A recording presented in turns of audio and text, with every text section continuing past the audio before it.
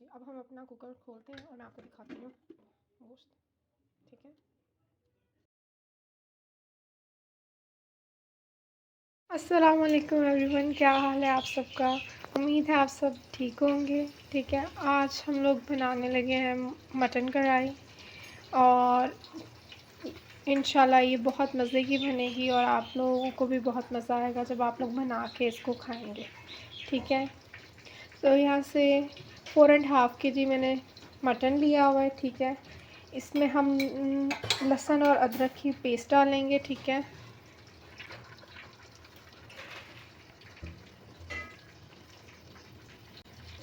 अच्छा, लहसुन और अदरक की पेस्ट हमने 1-1 टेबलस्पून डाली है। ठीक है, हम उसके बाद नमक ऐड करेंगे और पानी ऐड करेंगे और इसको हम कुकर लगा देंगे जल्दी पकाने के लिए। ठीक है, वरना हम स्लोली कुक भी कर सकते हैं चूल्हे के ऊपर। ठीक है, लेकिन मैं कुकर लगा रही हूँ। चलें, अभी नमक मैंने ऐड करना है, सिर्फ अभी लहसुन अदरक और ये पानी डालना है। ठीक है, चलें, देखें गोश्त ज़्यादा है तो हमने पानी इतना लिया है।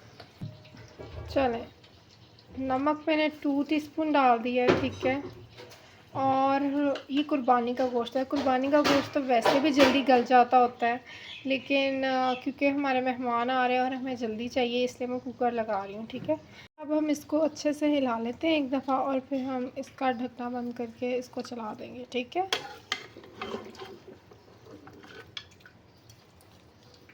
ताकि नमक, जिंजर गार्लिक पेस्ट सब कुछ अच्छे से हिल जाए। ठीक है, चलें, अब हम अपना कुकर बंद करते हैं। चलें, आग हमने ऑन कर ली है। ठीक है, वेट भी हमने लगा दिया है। ठीक है, अब इंशाल्लाह हम 10 मिनट के बाद मिलेंगे और मैं आपको दिखाऊंगी गोश्त की कंडीशन कैसी है और टेंडरनेस कैसी है, और बाकी हम फिर वैसे ही चूल्हे पर पकाएंगे। ठीक है, 10 अदद हमने टमाटर लिए हैं। गोश्त ज़्यादा होने की वजह से हमें टमाटर भी ज़्यादा लेने पड़े। ठीक है, तो अब हम इसकी प्योरी बनाएंगे। पानी कम से कम ऐड करेंगे, बिल्कुल टेबल स्पून के हिसाब से ऐड करेंगे, वो भी अगर हमें ज़रूरत पड़ेगी। चलें जी, अब हम अपना ऑन करें।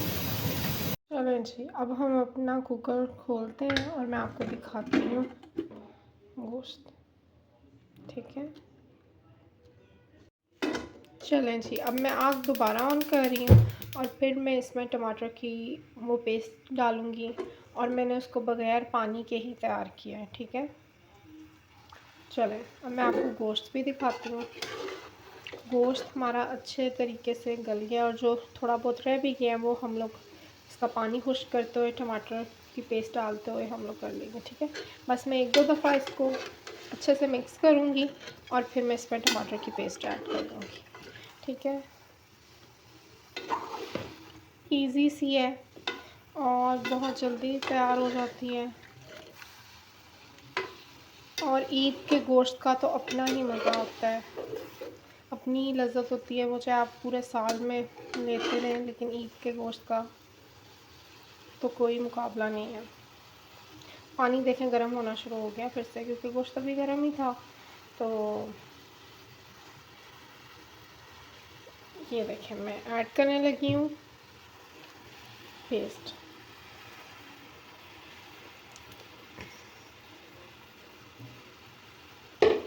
अब हम इसको अच्छे से हिलाएंगे। ये देखें, पानी मैंने कम डालने के बावजूद भी गोश्त ने भी अपना पानी छोड़ा है और लगा भी नहीं।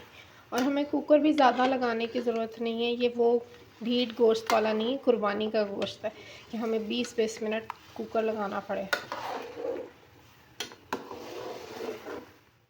ये देखें, अब हमारा गोश्त पक रहा है। ठीक है, इसको हम पानी को और खुश्क करेंगे, लेकिन ये हमने बिल्कुल खुश्क नहीं करना क्योंकि हमने ये इसमें ग्रेवी रखनी है। ठीक है, कढ़ाई है। कहाँ मैं आप लोगों को एक अपडेट और दे दूँ, ये कहाँ तक पहुँची है हमारी कढ़ाई।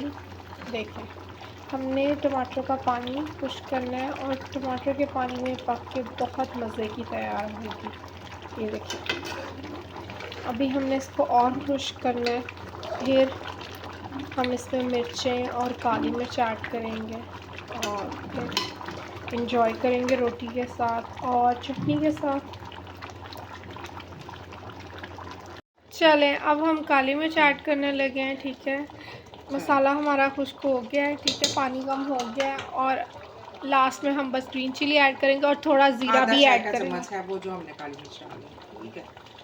ये अब हम ज़ीरा भी ऐड कर रहे हैं, ठीक है। मसल के डाल रहे हैं बस,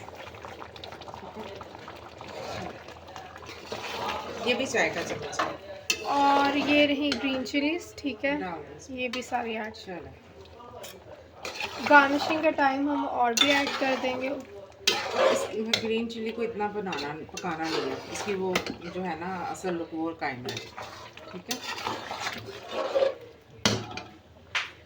चलें, ये देखें, ये हमारी डिश तैयार हो गई है। अब मैं सर्व करती हूँ और आपको फाइनल लुक इसकी दिखाती हूँ, ठीक है।